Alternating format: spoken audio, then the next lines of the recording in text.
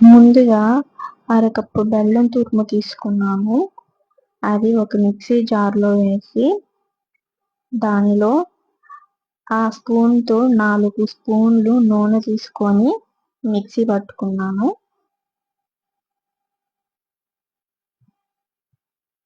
ఒకసారి అలా మిక్సీ పట్టుకున్నాక అదే కప్పుతో సగం కప్పు పాలు వేసి మళ్ళీ మెత్తగా అయ్యేలాగా మిక్సీ అయితే పట్టుకున్నాను. అదే కప్పుతో 1 కప్పు గోధుమ పిండి తీసుకొని ఆ గోధుమ పిండిలో మిక్సీ పట్టుకున్న పేస్ట్ అయితే వేసి కలిపాక మనం పాలు కొంచెం పాలు పోసుకుంటూ మనకి రిబ్బన్ కన్సిస్టెన్సీ వచ్చే వరకు పోసుకోవాలి. కొంచెం పాలు అయితే పడతాయి నాకు, అందుకని కొంచెం పాలు పోసుకున్నాను.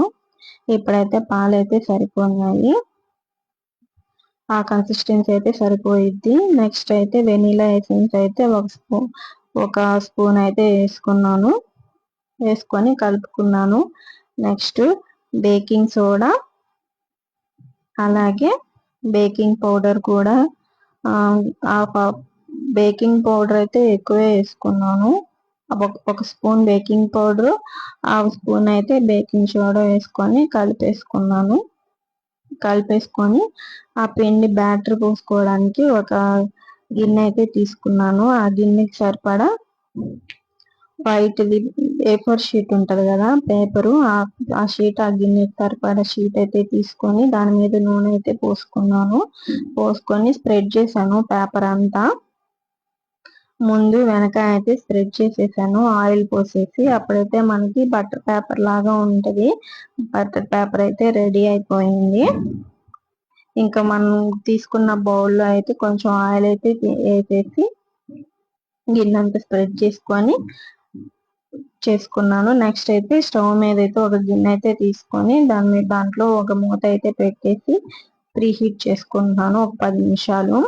నెక్స్ట్ అయితే మనం ప్రిపేర్ చేసుకున్న బటర్ పేపర్ అయితే దాంట్లో పెట్టేసి కేక్ బ్యాటర్ అయితే దాంట్లో పోసాను.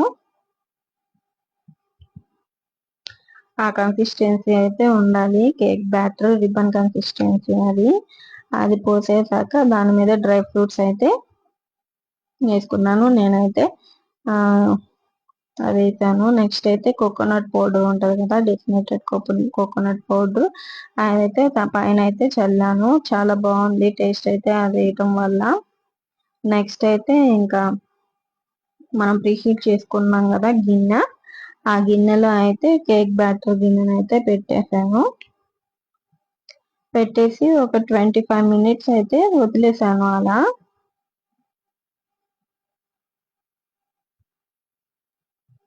25 మినిట్స్ తర్వాత మధ్యలో చూసుకుంటూ ఉండాలి.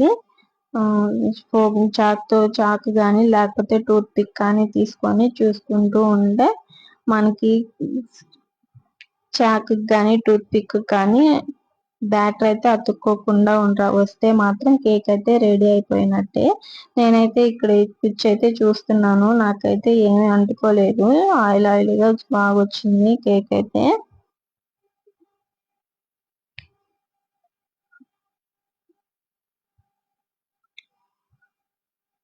నాకైతే ఒక 30 మినిట్స్ అయితే పట్టిందండి కేక్ ప్రిపేర్ అవడానికి. కేక్ అయితే బాగా వచ్చింది, మీరు ఒకసారి ట్రై చేయండి. కేక్ అయితే తయారైపోయింది. ఆ గిన్నె నుంచి కేక్ గిన్నెను అయితే పక్కకి తీసేసి చల్లబడే వరకు చల్లారించాను. చల్లారించాక ఇంకా మనం తయారు చేసుకున్నాం కదా ఆ పేపర్ అయితే తీసేసాను. చాలా సాఫ్ట్గా అయితే వచ్చింది కేక్. ఇంకా మా పిల్లలు అయితే గోల తీసేస్తున్నారు కేక్ పెట్టమని.